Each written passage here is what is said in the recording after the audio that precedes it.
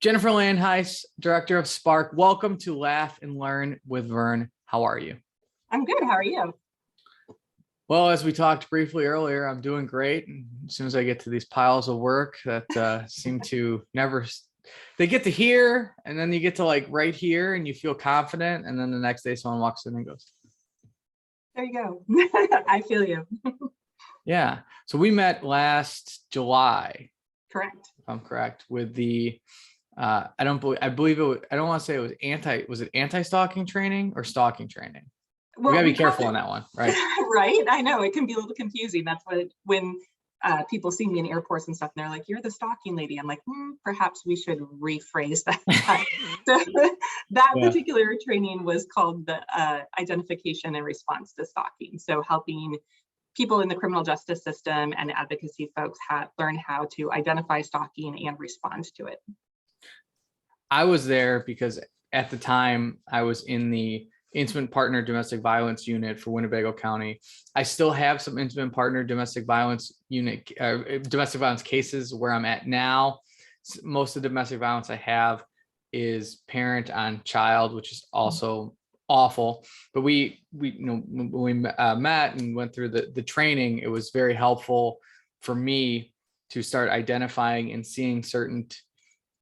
You opened a window that I actually didn't know existed, and you have I know you have a long background in criminal justice. Can you share that real quick? Yeah, so I actually started this work as a victim advocate in a domestic violence and sexual assault program in rural Nebraska. And I worked there for 10 years. I was a domestic violence and sexual assault victim advocate. So working with individuals who came in, applying for civil protection orders, accompanying them to court, but also responding on scene with law enforcement and at hospitals. So if folks came in to make a report or they need a sexual assault forensic exam. So I spent a decade there, and then I spent the next decade at a coalition. So every state has a coalition that is designed to address either sexual assault or domestic violence. Some of them are dual and do both. And I spent a decade there as the director of social change.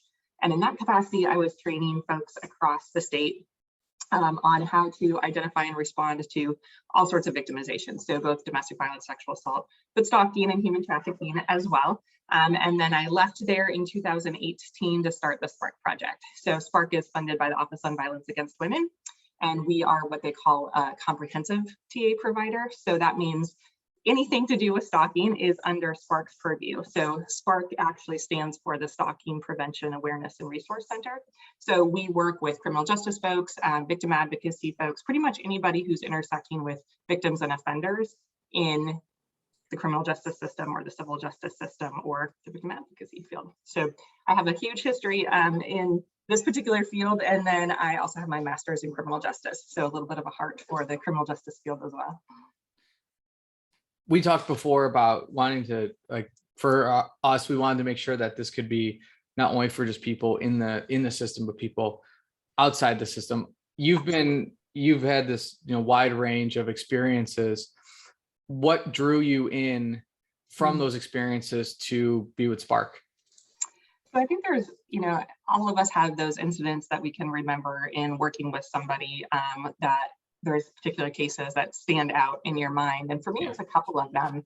I was actually working mostly in the domestic violence field. I didn't have a really great understanding of stalking, and we kind of find that to be common amongst folks across the US.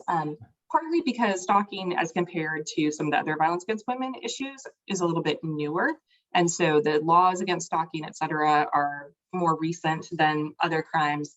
And so I had started in this particular field and been working with victims of domestic violence, and I was seeing behaviors that now I can look back at and understand that they were stalking behaviors. I never called them that. I think, like most people, and that's why I appreciate that your audience is a little bit wider than just folks in the field, because we know that friends and family members, et cetera, are seeing things like this happen.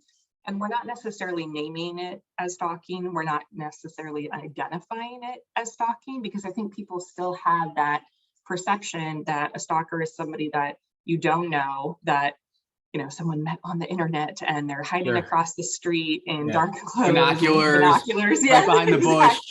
Exactly. And that's what our media perception is of it as well. Like, you know, if you Google an image of a stalker, that's exactly what shows up, right?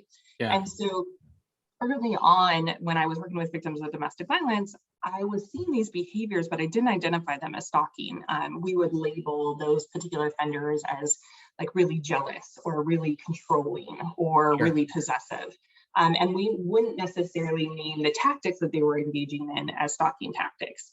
And it wasn't until I had done the work for a couple of years that I began to realize that when we had individuals who were experiencing both domestic violence and the stalking behaviors, those were some of our most dangerous cases. And those were the cases where victims were being harmed and sadly even killed in those particular situations. And so I developed a passion for that particular issue, and got as much training on it as I could possibly obtain, and then started working as a consultant on the national basis, doing trainings and offering technical assistance, which is just a fancy way of helping people like problem solve the cases that they're working on, to folks across the country. And then really started to understand that there wasn't a lot of information, not only out for, you know, professionals, but for regular everyday people. Like, what does this look like? How do I help my friend? What if my sister's in this type of a situation?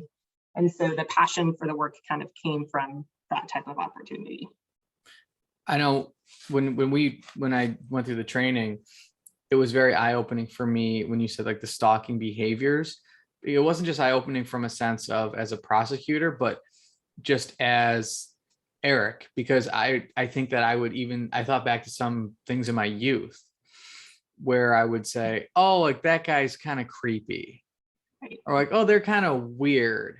And then you look back on it and you're like, well, that situation didn't escalate in that relationship at that point, but those behaviors were never curtailed. I don't know what that person's doing now. And then it would kind of tail off too, because I had a couple cases that I work on where a couple of the points that you hit on, and I think we'll get to, I was like, oh, and we actually did, we ended up charging, I don't know how much we're charging stalking now, but I do know that directly after the training, I know that it was a very like, hey, we were always asking the question more like, hey, you know, this person showed up here and then they did this, you know, what do you think we can charge them with stalking? Because one of the things I look at in DV is, or did look at is, you know, you have all these cases and you have to be thorough, but you have to be quick. Because if you spend so much time on one, well, then you still have 300. I think at any time I had 375 at a time. It would, you know, one of these could be a potential murder. Right. And so it's like, be fast, but thorough, because there might be murders on my desk. I mean, there still could end up having been from. So I was always thinking like, what is the best deterrent that we can do while also being in the best interest of justice? Because we're not going to just charge someone because, well, I think they're kind of weird. Like, they're exhibiting these behaviors.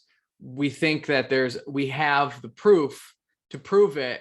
Then let's charge this and let's see if we can find a deterrent, because it seems like a lot of situations I dealt with, you had people that really, and I'd say a lot of dismissals too. If you start looking through other counties, that was really eye-opening too, as you kind of look and like, at first when I started only Winnebago County, like, oh, okay, like, oh, they've had traffics, like, not, you know, then you start digging into the other counties and sometimes you would see a pattern of domestic, oh wait, dismissed.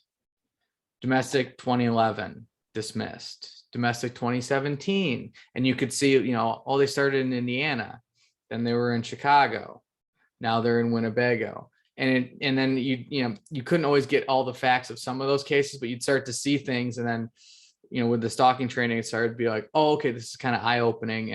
So I know I'm kind of going off on a tangent there, but it helped me a lot to start seeing, like you said, those behaviors.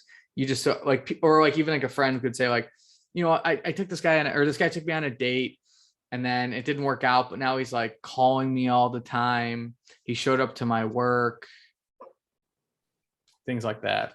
Well, and I think that's one of the things that we know. I mean, if you look at media to give you the education on what a relationship is supposed to be like, every single romantic comedy tells you if you ask somebody out and they say no, just continue to pursue them and they will eventually fall in love with you, right?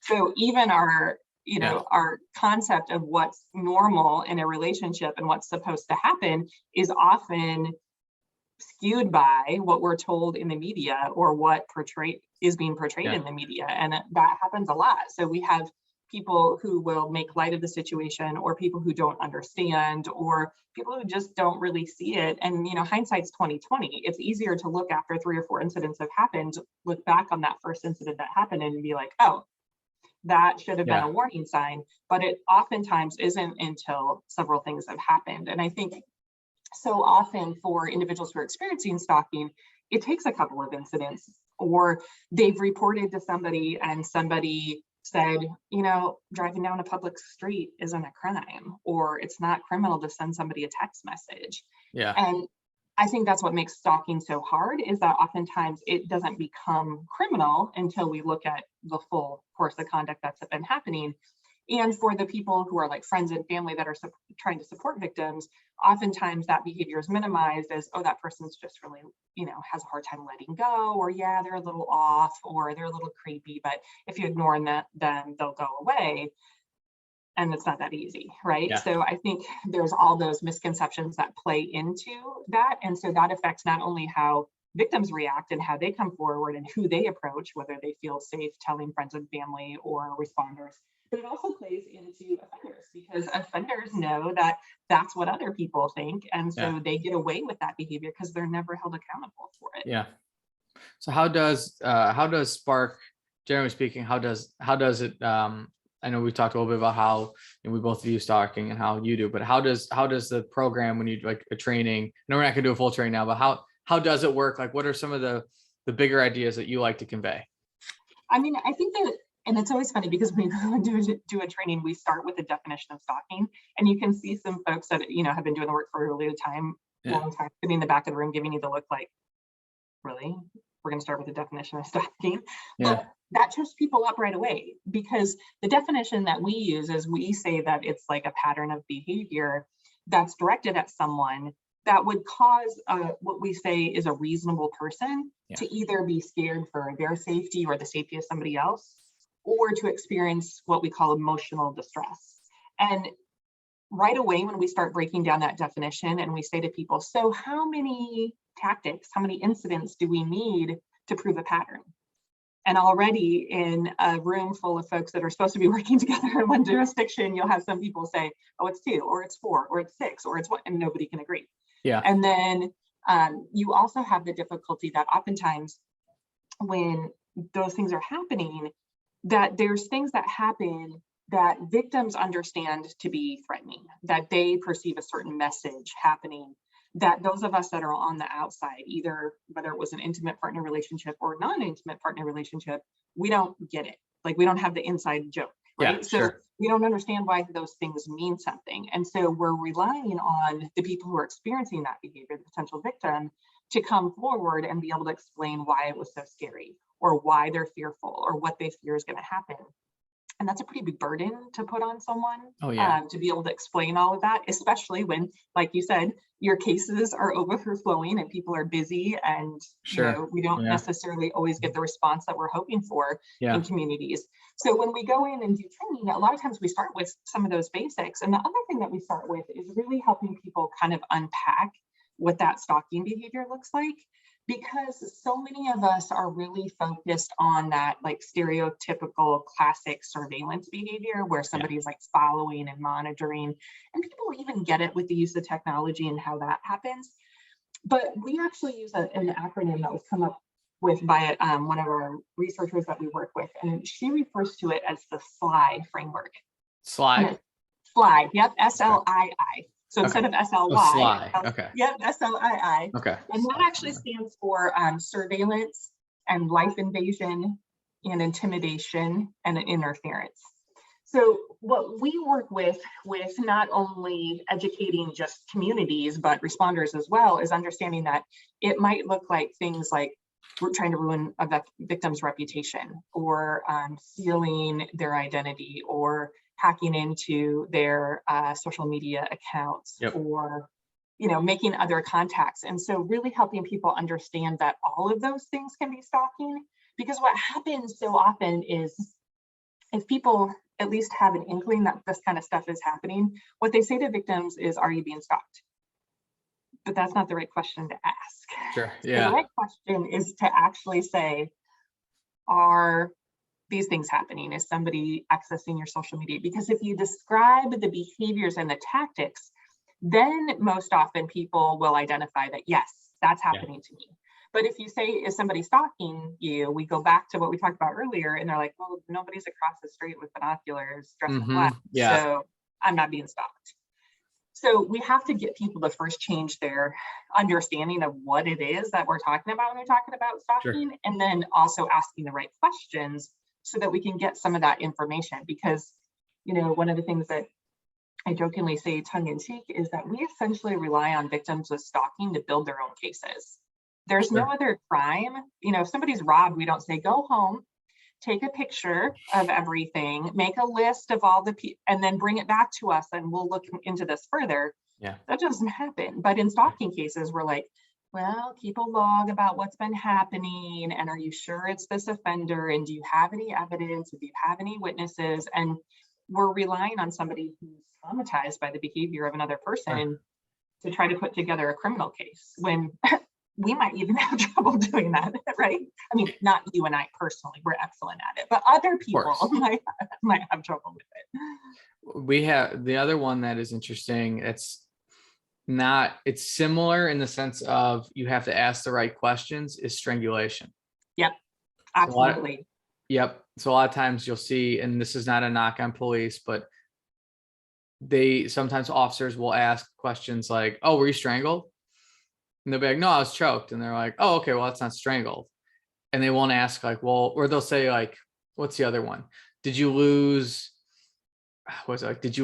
consciousness? Or so, I forgot what it is, but there's like a couple of questions that you can ask where it gets to the heart of like what a strangulation charge would be. And the other issue is, but sometimes they're like, oh, did you get strangled? They're like, no, he's just choking me for a little bit. It's like, oh, okay.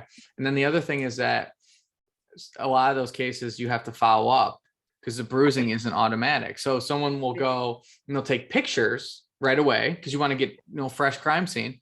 So you take the pictures, and then us as prosecutors will get them we get them days, weeks, sometimes months later, and we're looking at them and we're like, I don't know if a jury is going to be able to really, like it's kind of like maybe a little red, but if their skin's similar to mine, it's hard to kind of tell that, or even if not like mine. I mean, it's just sometimes you have to go back days later sometimes, because that's when the bruising, and it's not just strangulation, but anything, you can get hit and all of a sudden, it's a little swollen, and you go back a day later and you can kind of see it. But I think strangulation is another one where I don't know that everyone asks the correct questions. Right. But getting back to stalking, as a prosecutor or just as someone who's a friend, knowing the language and understanding some of the things to ask, and kind of like, I kind of think of it more as you want to ask open-ended questions. Yep. And kind of get them talking, and then by having a keen ear to what they're saying, that's when you can kind of figure out, okay, this is more serious than I thought. Are these some of the behaviors that you just talked about for Sly? So what are some of those? In terms of Sly, what are some of the behaviors? I know you mentioned earlier, like hacking into social media. What are some other behaviors that you've seen that maybe people don't necessarily associate with stalking, but you would say qualify? I think one of the big ones that comes to mind is we often see stalking intersect with property crimes. So stalking offenders will oftentimes like vandalize victims' property, their vehicles. They'll enter the home. One of the things that we hear from lots of law enforcement is victims will call and say, somebody's been in my house. Nothing's missing. Yeah. There's no sign of break-in, but I know someone's been here. Well, if you have somebody who's untrained on what that potentially could be, and they don't ask the right questions, they chalk it up to, I don't know why this victim's even calling me. Yeah. What's actually going on here? And so I think we see absolutely that type of behavior happen. we see a lot of intimidation happen on the behalf of the offender. So they will oftentimes work their way in to relationships and try to destroy like friendships that the victim has or relationships with their family so that they can isolate the victim and make the victim feel like, you know, they're the only person. You know, a lot of the similar tactics that we see in domestic violence, but also understanding that many times stalking offenders are doing things that elicit fear in the victim, not just because of what happened, but what they think might happen. So they're like warning signs to the victim that the victim very much picks up on because of their past relationship or whatever, that the rest of us are like, they sent you flowers. Like, who wouldn't want to get flowers? Like, why? Scary, right? So things like gifts can be a big warning sign. You know, those individuals that won't let go after a relationship has ended or won't take no for an answer when they ask somebody out, those type of things can be indicators. And so I think helping people understand what that framework is and understand a little bit more about those behaviors can be really helpful. And I was so grateful when Dr. Logan came up with that particular framework, because it was hard for us, you know, to make an exhaustive list of all the stalking behaviors. Like, you know, we could talk for 30 minutes and just list them, but that framework can be really helpful to try to wrap your head around what does that actually mean. So if someone's identifying, you know, some of these behaviors, what do you, because we talked earlier, you said earlier, like, you know, it's like the crime where a lot of times victims have to almost like prove up their case. Like what, if you are someone who you think is either a potential or is a victim or maybe sees someone that's having this issue, is like, what do you recommend? There's a couple of different things. I think one of the things that is, I'll start with the hardest one at first, is one of the conversations that's important to have is to talk to victims about engagement. So one of the things that I would have the conversation around would be to say to someone, it's helpful, not always possible, but helpful, if you don't have any contact with the stalker, because anytime you have contact, it reinforces the offender's behavior. So I'll give you an example. If you're stalking me and you call me 36 times, and on the 37th time, I'm frustrated with you calling all the time, and I pick up the phone and I'm like, Eric, jump off a cliff, and I hang up, you're going to call back 37 times because on the 37th time I answered.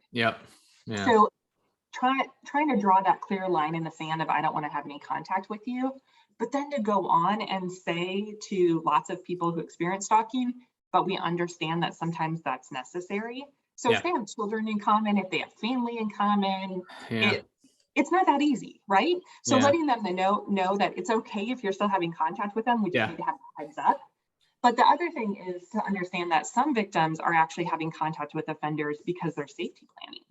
So if I hear, oh, you know, Eric, I know Eric's been stalking me, and people are saying, oh, Eric's kind of talking smack about you at the blah, blah, blah. And I call you to figure out like what your mood is that night, and are you likely to show up at my house later, et cetera. And I kind of talk you down out of it. Then I have made myself safe for that particular night. I've done a temperature check with what you're feeling like. So we also have to understand that some people have contact because they're trying to negotiate for their safety. I think that's one of the important things. I think the other thing is when we talk about trying to document everything that's happening, everybody always tells victims of stalking to keep a journal, but we don't tell them what to write in it. You know, and we just think, oh, you would know, right? Well, you and I, as criminal justice professionals, are going to have very different ideas of what should be written in that journal. And so what we actually recommend is we have on our website. So what is that website? It is actually stalkingawareness.org.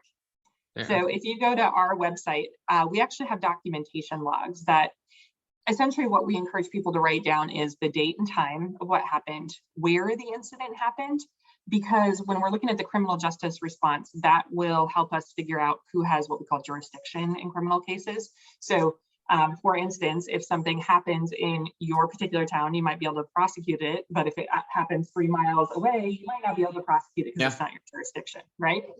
But victims don't understand that. They understand that I reported to the police, and then everyone should have that information. And why is that information not shared amongst law enforcement. That is one of the more, I was actually just talking about this before I came here. I was joking with someone. I said, you probably, if you were really like, let's say you're just a criminal, like punch people in the face, you could probably punch someone in the face in a Southern Illinois county, then just move somewhere out and just don't go to court, move somewhere else, do it again. They'll have warrants out for your arrest. And then you could probably bounce around. I remember there was one situation where a victim was missing and we were very concerned because she had been in a shelter and then she was not in that shelter anymore.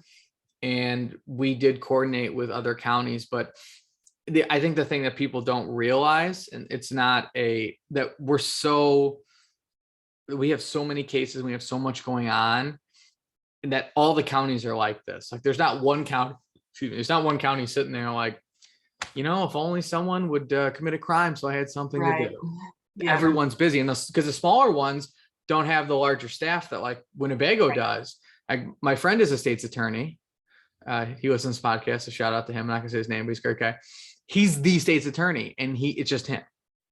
And I think there's like one or two administrative staff, but like it's just him. Yeah. And so one of the issues, I think you hit it right on the head.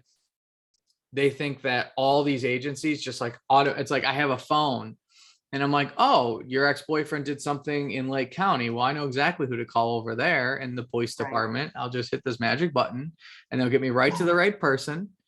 Yeah. People go on vacations. They have lives. So one of the challenges I found is coordinating between just jurisdictions, because a lot of times these people, they dated somewhere else, or Winnebago County is an easy one because we're close to Wisconsin. So they'll have like issues and like they'll do something, or they'll be like physically in Rock County and then they'll do something in South Beloit, and you're like, I think we can get them because someone was in South Beloit, like the victim was in South Beloit, but like where was the OP filed? Is the OP in Wisconsin? Is it here? And sometimes, and I feel bad for victims because they're the ones that are like, I'm being harassed, stalked, beaten. Can do something about it? And it's tough. Yep, exactly. Well, we actually call it coordinating the response to stalking left hand to meet right hand, because seriously, we see that all the time, that we don't necessarily do a great job as professionals about communicating this information. And so things like the documentation log can be super helpful because it has things in writing. It can help us figure out like where we might have evidence, what we might be able to pull in. And you bring up an interesting point with jurisdiction, Eric. I think one of the things that sometimes we see happen is victims are bounced around and told, well, you need to go talk to so-and-so, or you need to go talk to so-and-so. Yep. And in stalking, really anybody can establish jurisdiction. I mean, it can be where the victim lives, it can be where an incident happened, etc. But what we see happen sometimes is victims are told to go to different places, mostly because someone doesn't want to take the case. Sure. So, they're like, I don't, you should call that other county. Exactly. And so one of those things, as far as like documenting what's going on, I think the other thing that we would also recommend to victims is to look at some of the safety planning documents that we have on our website to talk about some of those practical things, right? Like, so when we talk about safety, everybody's like, oh, lock your door and get a dog and install a Ring camera. Yeah. And that's part of it, right? Like that's the physical safety. But we also have to look at the emotional and behavioral and mental safety of victims as well. And I think that's where sometimes we fall down, is that we plan around the access that the offender has to the victim, but we don't plan around the emotional safety of the victim who's experiencing all this trauma with that constant looking over their shoulder and never knowing where the offender is going to show up. And so I think we do a disservice when we don't address both the emotional and behavioral impact as well as the physical impact. What do you recommend from my perspective, prosecutor, law enforcement? What are some of the things that maybe we could do better, or that you recommend that you've seen? And I say we can do better because everyone can always do better, but I do feel, you've been way more than, none of us are perfect. Well, I think that the biggest piece is one of the things that I always say is really helpful in stalking cases is, number one, to say to victims, I believe you.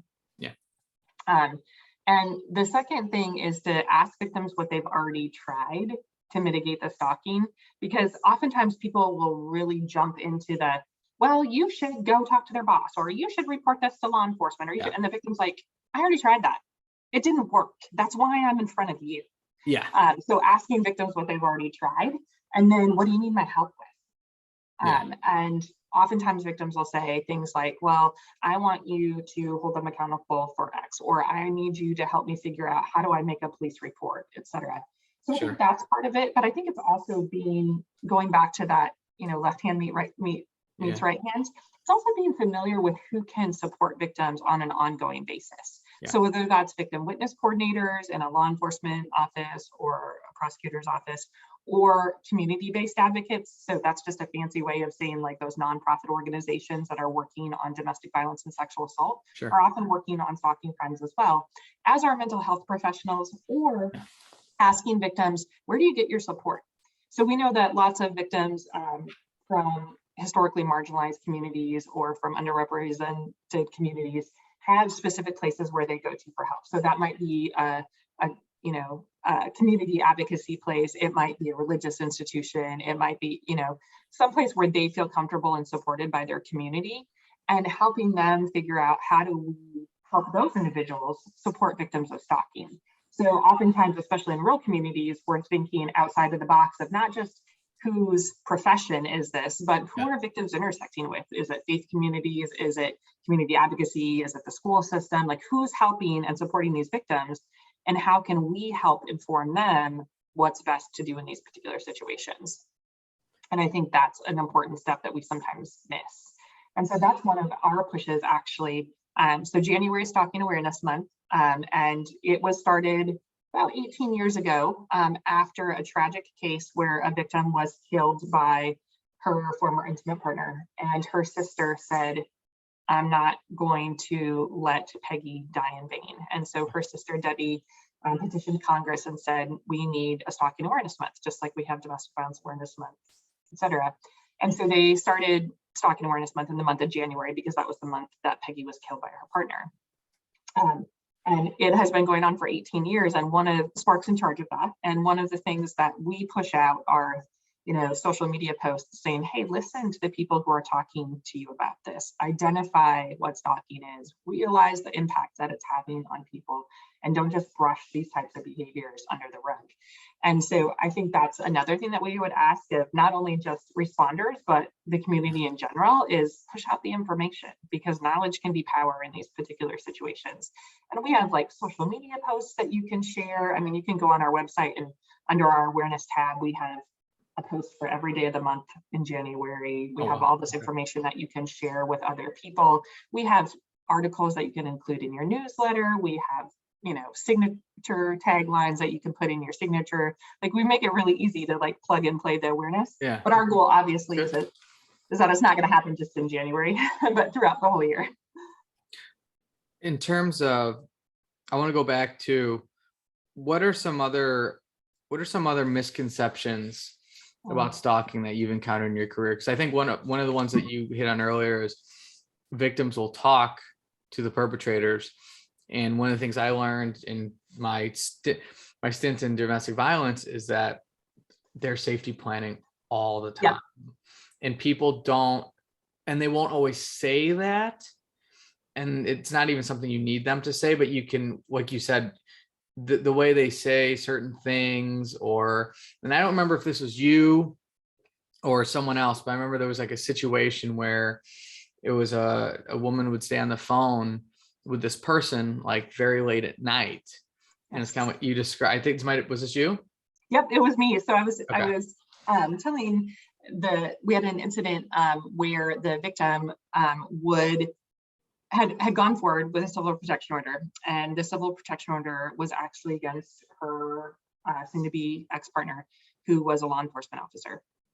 And she was testifying about how scared she was of him, et cetera. And the defense brings up, well, if she was really so scared, why did she have a conversation with him at 2 o'clock in the morning last week? And this was news to the prosecution, who was not very happy that the information was coming out right then, right? But come to find out, the reason the victim had a conversation with him at 2 in the morning oftentimes was because that's when he got off duty. And when he got off duty, he would go home and change out of his uniform leave his cruiser at home, get into his civilian vehicle, and then come over and knock on her window, etc. And she was actually having conversations with him at 2 a.m. because when she would talk to him, he would fall asleep. And then he wouldn't come over to the house and he wouldn't wake up the kids and he wouldn't scare her in the middle of the night.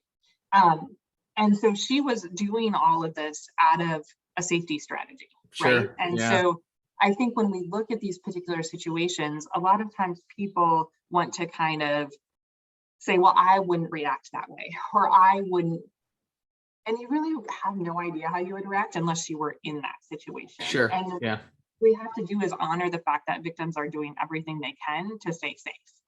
And so I think that misconception that, you know, victims aren't doing enough, or I think people also have the misconception that, you know, people can just get a civil protection order like in a Cracker Jack box, right? Like it's so easy to get a civil protection order. Yeah.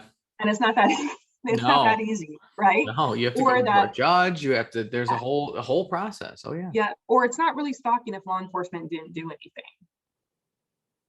So I think those are some of the misconceptions. I think the other misconceptions that people have are, you know, the offender doesn't really mean anything about it. Their feelings are just hurt. And so it's just a big misunderstanding. Yeah. And offenders play on that.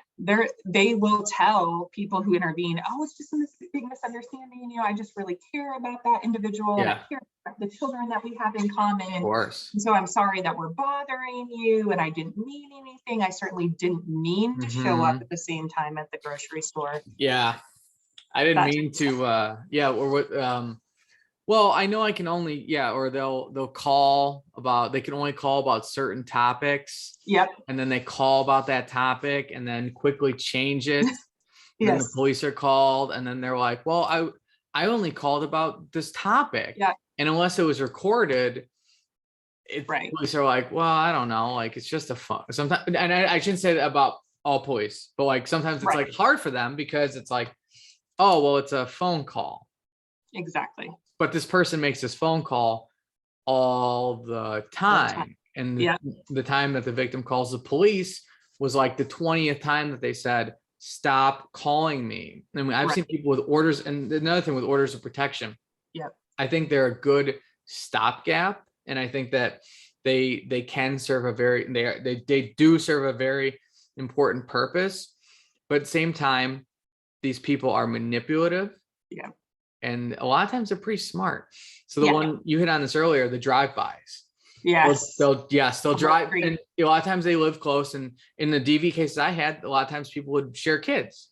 Yeah. And so that's another reason it's hard for just to have like that clean break. I mean, especially if there's kids involved, no way. But what they'll do is they'll drive by and it's like, well, I think I saw their car. You know, and sometimes the Ring camera will catch it, but a lot of times it's far enough out that they know it's that car, but the car goes by pretty fast.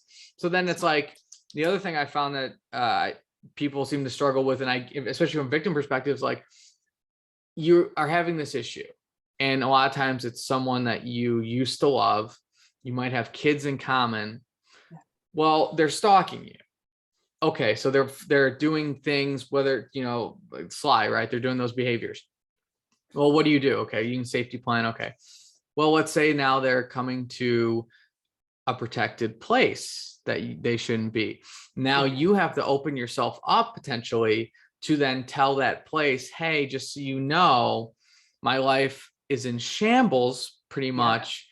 And just so you know, or hey, just so you know, like my ex-husband, he's not allowed here per court order. Because he, you know, and I think people struggle with that. And I shouldn't say people's lives in shambles, but, you know, as a, like,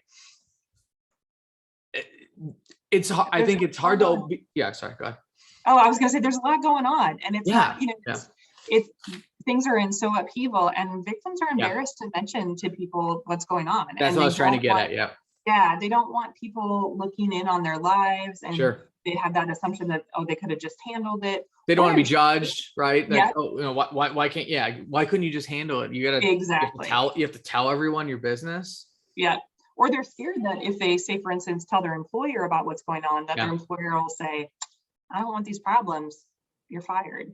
And Yeah. there isn't always protections for victims of stalking like there might be for victims of domestic violence. And Yeah. so they have that worry and very legitimate fear of who else is going to know. And so it's always that balance of, how do we help victims identify some of the individuals who may be able to enhance their safety, but Sure.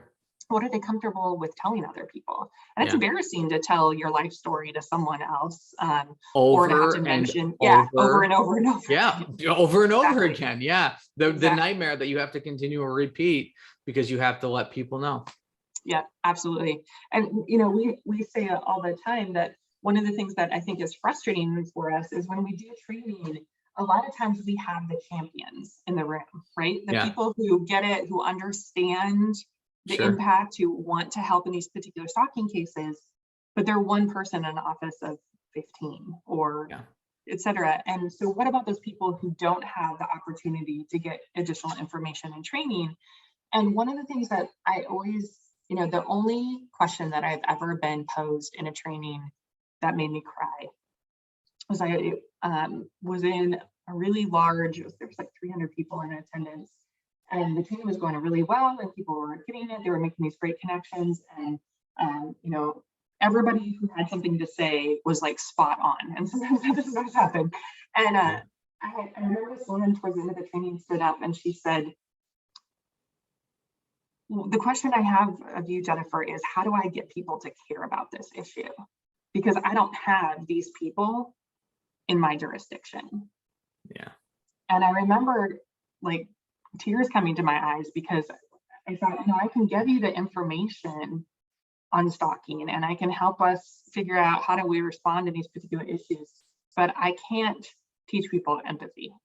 Yeah. And I can't get them to care.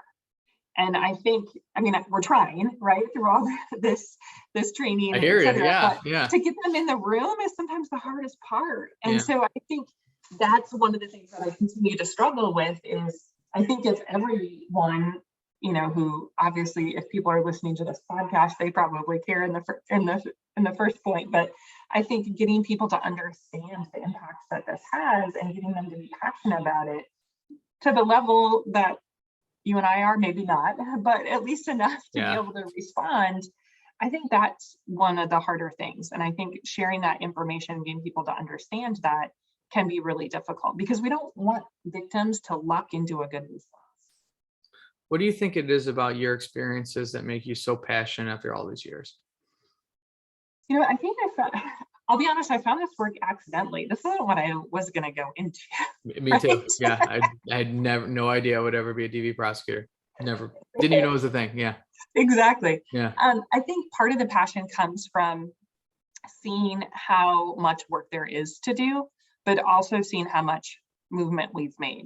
Do I have my days where we started SPARC? And I kind of joke about it because I feel like we've made much more movement with domestic violence and sexual assault. And so sometimes I feel like we're with stalking where we were with domestic violence 20 years and convincing people that it's a crime and it's wrong, et cetera. Sure. And so sometimes I'm like, why did I decide after, 18 years of doing this work that I wanted to start square one again? Yeah. But I think other piece is because I do believe that change can happen. And I think part of it is understanding that I think people want to do the right thing. Yep. I think most people really want to do the right thing. And so getting them the information that they need to be able to advance these cases forward, or at the very least to make victims feel supported and empowered. Yeah. I think that's where my passion lies. And I do think that we're making that change. Some days it's a lot slower than I would like it to be, but I do see a change. And I do see people starting to understand stalking a little bit more than we used to even 10 years ago when I did this work. So I think that's part of where my passion comes from. And I think the other piece is, within the criminal justice field, I see a lot of opportunities. You mentioned earlier when you were talking about strangulation training, that has caught on and we've started to change the way we respond to strangulation across the country. Sure. I want to see the same thing happen for stalking. I want people, when they talk about, I work with victims of domestic violence and sexual assault, to not add, and stalking victims just because I'm in the room. Yeah. I want them to be passionate about it. Yeah. We jokingly said that's what we were going to call the website at first, because I feel oftentimes that we're like the forgotten folks in the room when we look at the domestic violence and sexual assault field. And so understanding that there's been a lot of really great progress in that field, and I think we can capitalize on that when we talk about responding to stalking as well. When I think about stalking, I kind of, one of the things I think about is like if domestic violence is like a tree, you know, you really can have, I guess it's really a lot of the root issues, I feel like, kind of do start from some of these stalking behaviors. And maybe it's not, doesn't actually lead to domestic violence in certain circumstances, but I don't know, maybe that's actually not a good analogy. Maybe it's kind of more like they're intertwined, because you can have one without the other, but they do seem to flow together, especially and this is another thing that I've encountered from the male side.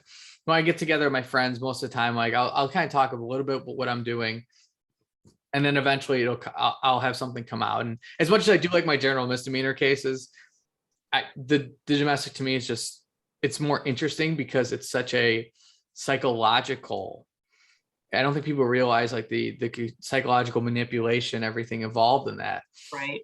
And I think those behaviors, like, for example, like I won't say who it is, but I remember I told someone a while back I was doing domestic violence, and they're like, and this is someone I very much like respect, you know, a very straight up person. And he said something like, oh, like, don't women just mostly make that up? And I was like, Ooh.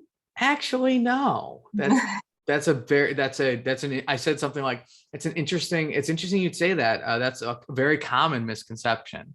And I tried to frame it like a lot of people think that way, because I think a lot of people, you know, especially like you said, the media, I think the media does a terrible job of, you know, it's like, for example, and I'm guilty of this, I've watched the show You.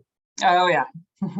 And I, you know, it's like, that guy is just terrible. Yeah, yes. He's awful. And I'm like, oh my God, I'm like, I can't root for Joe. Right. He's literally a serial killer, stalker, DV murderer. Yeah. And I think to that end, so we actually have a couple of discussion guides on our website about You. So we have a discussion guide for each series. Okay, that's interesting. Yeah. Okay. Because it got so much traction, and you would see people like tweet and say things like, oh yeah, Joe's creepy, but he's so cute. And then the actor, Penn Bradley, who plays Joe, would reply and say, except he's a murderer. So he was doing a good job of trying to like mitigate people's opinions, but it plays into exactly what we see with media, et cetera, where people think, oh, well, a stalker is going to be the scary looking person who obviously has all these red flags. And we downplay it when we see it happening. And I think that same concept when, you know, we do a lot of, I joke with my kids, I'm the mom to a 20-year-old and an 18-year-old. And they graduated from some pretty rigorous high schools and have some really great education under their belts already. But I jokingly will say to them, so how much time did you spend talking about, like, you know, choosing your life partner, one of the most important decisions you're ever going to make? Yeah. And they're like, right, Mom. So they can do finite math and, you know, organic chemistry. Yeah. But how much time do we spend talking with young people about what's okay in a relationship, and what do boundaries look like, and what behavior is all right when you break up with somebody, and what crosses the line? And we don't do a great job of talking to our young people or our older people. Like we don't talk to adults about this kind of stuff. And so I think there's a lot of opportunity to use things like, you know, discussion guides on You, et cetera, to say, let's actually look this behavior, and this isn't okay, no matter how good looking the person is that's engaging in this behavior, right?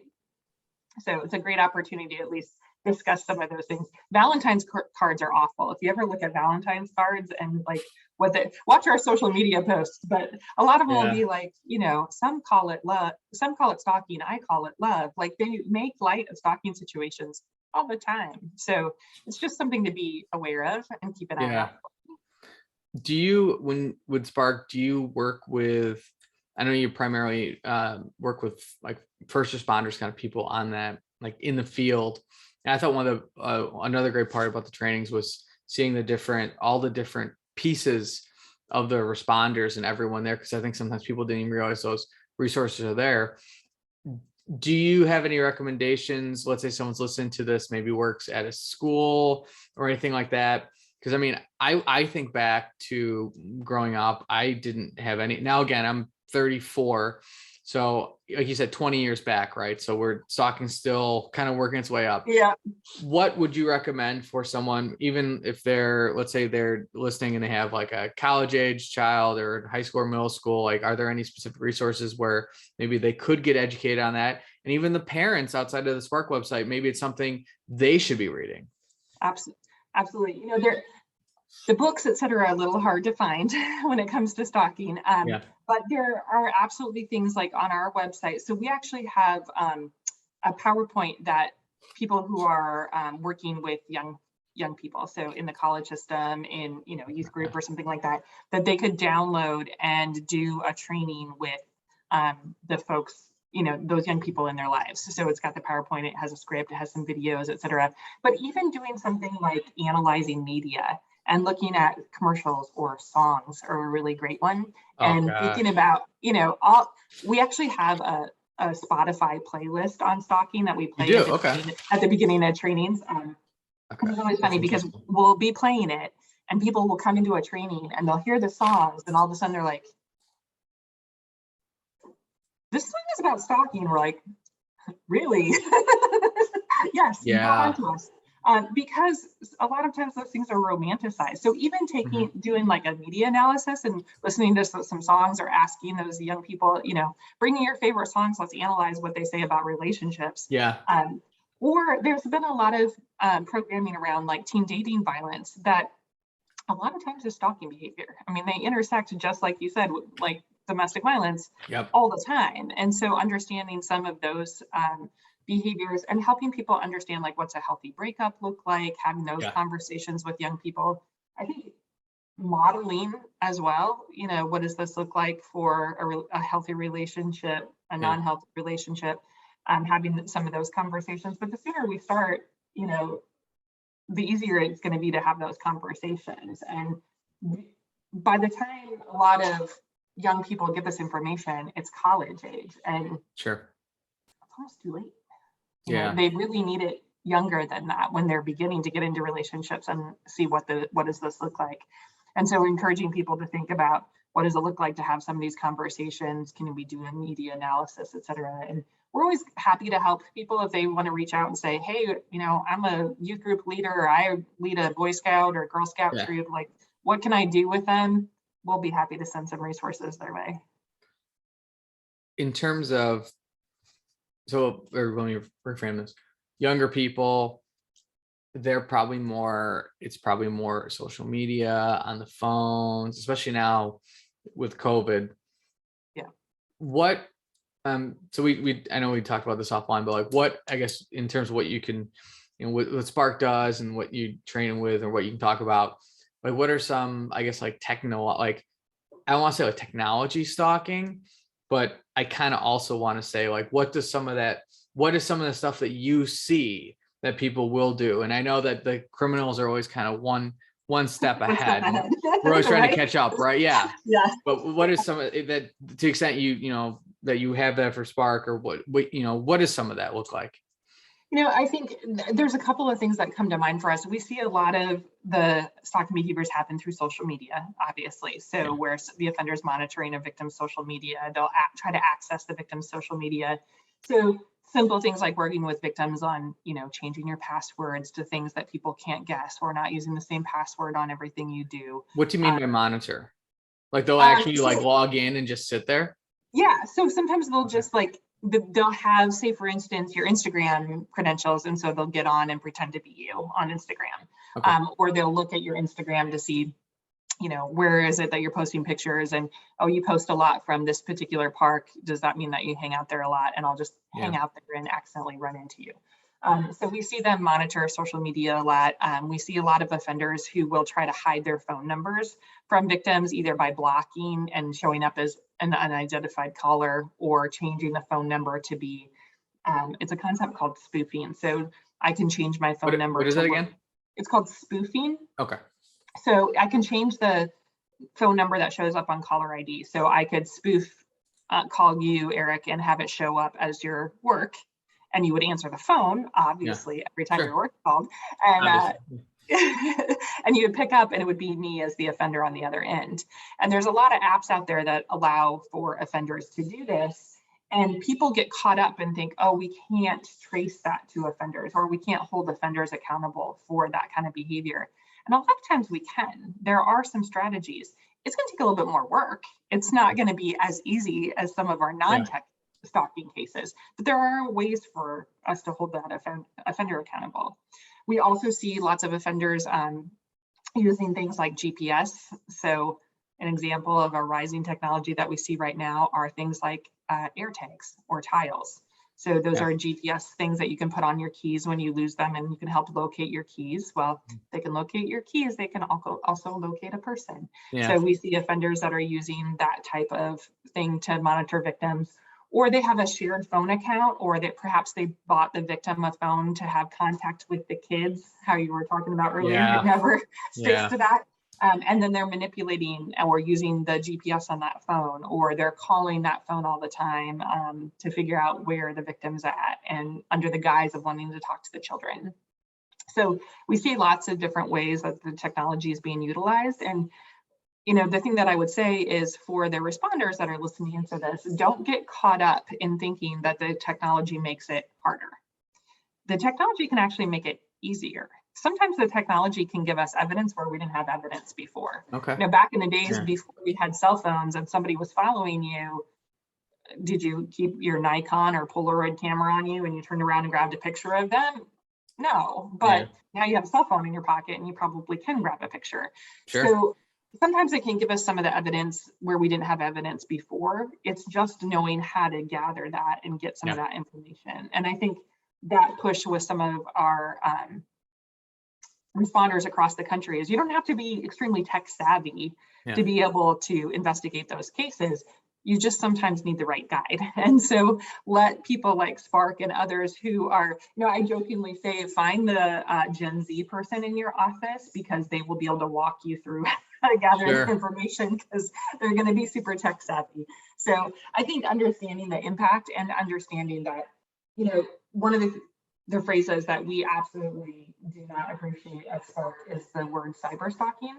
Because when you say cyber stalking, people have this like mythical, like, oh, it's this big, you know, and it's still stalking behavior. It's just happening through the technology. And we want people to concentrate on the fact that it's still stalking behavior, regardless of whether it occurs online or through a tech device. And that when that happens, that's just as impactful and just as scary for victims as in-person stalking. And I think as responders, we have a tendency to sometimes minimize the impact that has on victims because it's just through Facebook or it's just a text message, rather than understanding that that almost is scarier because I don't know where the offender's at. And what they're doing, or how many different forms of technology they might be monitoring you with. So I think that's one of the asides that we would say is, there's pluses and minuses. The technology itself usually isn't bad. It's how the offender is using it. And there are ways to hold that offender accountable. We just need to be more strategic about it. Are there any apps off the top of your head that people could get to?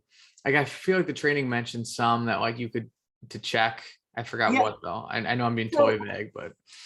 One of the things that can be helpful is there are apps out there that unblock blocked calls. So most people know that, like, if you dial *67, so if I dialed *67 on my phone and then I called you, Eric, it would show up as an unknown phone number contacting you.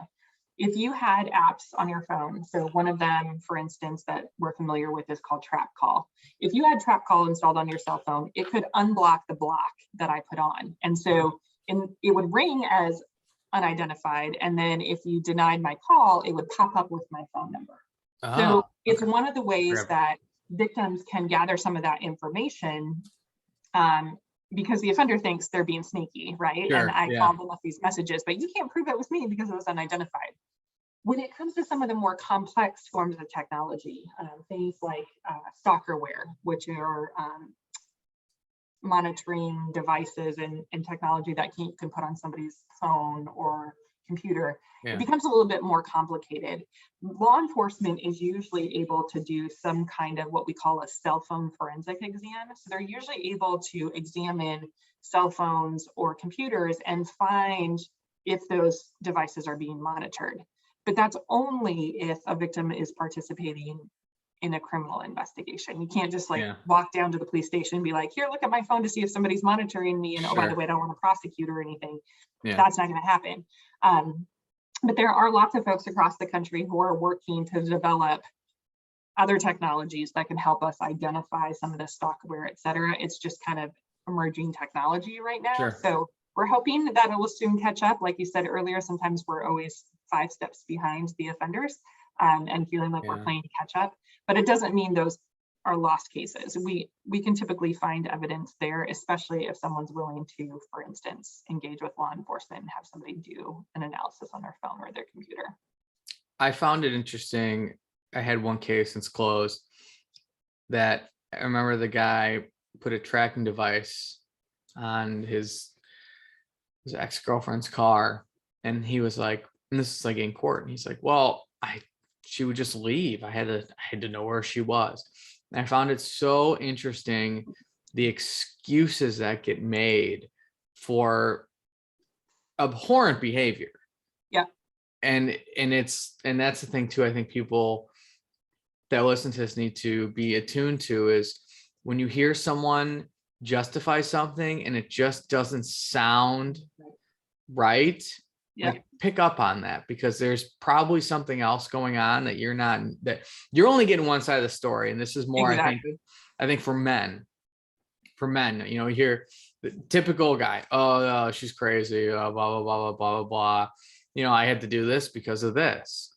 And a lot of people, they don't want to have confrontation. So they'll go, yeah, I get it. And even on the back of their head, they're like, that's a little weird. And it's like, you don't have to just hold that back there. And then when you leave, like, just kind of think on that for a little bit and maybe like talk to your significant other and be like, do you think it'd be strange if I did this? And when they're like, F yes. Then probably. Right. Then you kind of, then maybe it's trying to figure out what your best options are. I've never had a situation where I've had like a friend do something like that. So I think that it would be something that I actually don't know how I would handle, especially knowing what I know now. It'd be like, you know, do you go to the police? Do you go to their significant other? Because that's a whole sticky situation in itself too. Right. So let me ask you that. So here's a question. Let's say you're me and one of my good friends is like, you know, telling me this stuff. And I'm like, what would you recommend if you, I guess from a male perspective, like, and you know, what should I do? How does, you know? So one of the things that comes from like lots of bystander intervention programming is to just name what you just heard. So like, that's not cool, bud. Like, I just heard you say that you're doing this, this, and this, and that's not okay. Yeah. And laying it out there about what you know, saying what you heard and that, you know what, that's not all right. You don't have the right to keep tabs on somebody else. Yeah. That person doesn't owe you anything. That person doesn't.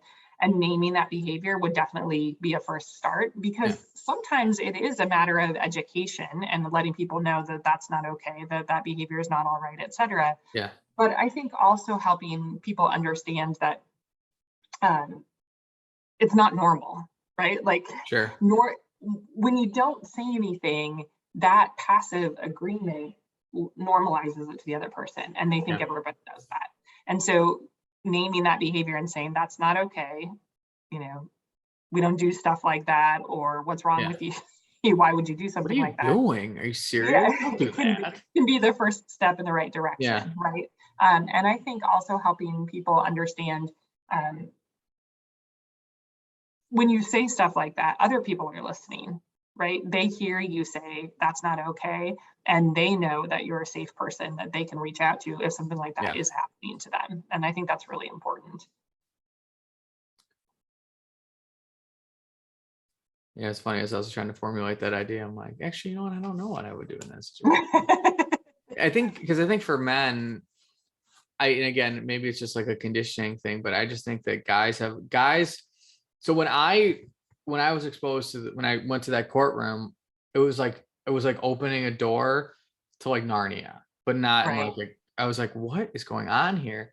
And so like I was like personally, like I think for me, I get offended. I'm like, you're a man like I am, and you do that and you think that's okay. Like, how dare you do that in my community? But if you're not exposed to that, I think people sometimes think it's like this far off imaginary, like, Yeah. oh, domestic violence, like that's what happens in other communities. Yeah. And they don't realize, especially that's one of the things with COVID that has bothered me is, I mean, obviously, you said technology opens doors, right? Look, we're doing a Zoom. How would we have done this podcast otherwise? I Right. can't afford to fly you out, and I don't know how that Yeah. grant works. So I'm guessing they probably wouldn't be doing that either. Like, oh, Probably not. podcast got a few, yeah. But that concerns me too, because the DV and stalking concerns me because people are more apart now. Yeah. And I think it's probably easier for these. I'm going to just say it's mostly men, and I view them as predators. Yeah. And I think it's easier for them to essentially kind of try to hunt their prey when we are kind of stuck. A lot of times, especially now with like work from home, you can almost guess where someone's going to be. Exactly. Yeah, we saw a huge rise in the prevalence of stalking during the pandemic for those exact reasons. And we're still getting some data out there, but victims were saying, I feel less safe now. And because I'm at home and somebody knows where to find me and they can access my technology and you know, all those things. And to that end, I also think, one of the things that you said is really important, Eric. We know that stalking can happen to anyone, right? And the perpetrators can be males or they can be females, but that disproportionately, it's mostly males that are offenders and females that are victims. And there's a lot of other great projects out there, that come to mind for me. Men Stopping Violence, Men Can Stop Rape are other TA providers that are funded by the Office on Violence Against Women that have really great conversations about that toxic masculinity and what is it that we put out there as far as talking to other men and what's acceptable, et cetera. And they've got some really great messaging. They do some really great work. And so I think also helping people understand, how do we have these conversations with the people in our lives, not just women, but men too, about what's healthy, what's not healthy, what's acceptable, what's not acceptable, and being able to have those conversations. Because everyone's just like you, Eric. We're all like, oh, we get it, we understand it. And then when we're confronted with it in our own life and something happens, and then we're like, did that person just really say that? Like, did I just hear what I thought I heard? We're all taken aback a little bit, and having those kind of responses that we can be like, hey, you know what, not cool. I've seen my children be able to do that much better than I can see adults be able to do that, because they practice it. Like bystander intervention are things that they talk about. It's a normal concept to them. And so I think having some of those things that are in the back of our mind about what would we do in a situation like this? What are we comfortable? Are we calling out those types of behaviors? Because it's going to take all of us, right? Like SPARC is one organization. You are one prosecutor in one prosecution office. Like if we're all working together to not only change the behaviors, but also change the environment that they're thriving in, I think that's really important. That's pretty much like the best walk off to a podcast I could ever ask for. But I do want to follow up on, I mean, literally it's like, I got nothing. That's perfect. What are some things upcoming in January through SPARC that you'll be doing, whether they're webinars or something, on the website that you think people should check out? Absolutely. So check out the social media posts that we have, because those are easy shares that even just a general person can do. We have 2 webinars in January. One is on the discussion and understanding what stalking is and kind of creating public awareness about stalking. And then the other one is on coordinating the response to stalking in your community. Both of those are free for anybody who gets Office on Violence Against Women funding. And if you're like, I don't know if we do or not, if your office gets some type of stop funding, so if you're law enforcement or prosecutors, you almost certainly do, then that's OVW funding. All of those are free. We also have recorded webinars on our website that people can listen to, and a ton of resources that are all free and easy to access. So those are the things that we would ask people to do. And then we also have things like there's community pledges. You can put information in your newsletter. You can add a, Stalking Awareness Month banner to your website or to your signature. Easy, small things, but not small things when we all do it collectively, that we encourage people to think about doing. So if you just go to stalkingawareness.org, there's a training tab on there, and then there's an awareness tab. If you click the awareness tab, it'll take you to January 2022, and it'll give you a bunch of ideas about things that you can do in your community. So we'd ask people to start there. You're so good at this. Well, I gotta give you a credit too, because we've talked before a couple times, but there really wasn't just like there's no script. no, I can talk about stalking in my sleep, but no, I mean, and so we said this earlier too, and this cracks me up, but it's like you're like, someone said like, oh, you're the stalking woman. For Winnebago County, I tell my friends what I do, and they're like, oh, you're like or people say like, oh, you're like the DV guy, and it's like so weird. Like, no, I'm the anti. Yes. I'm not the ex. Yeah, it's like, oh, you're the expert on domestic violence. Like, please don't say that too loud. Right? People say that to us all the time. You're the stalking expert. I'm like, I mean, yes, and. Yes, and. So Jennifer, was there anything before we go? Is there anything that we didn't cover that you think would be like important to talk about, or anything that, one more circle back? I think we covered some pretty great bases, just encouraging people to take that next step and thinking about what they can do in their own lives or in their work to help increase the safety of the victims that are out there, and to help them feel like they have the support that they need.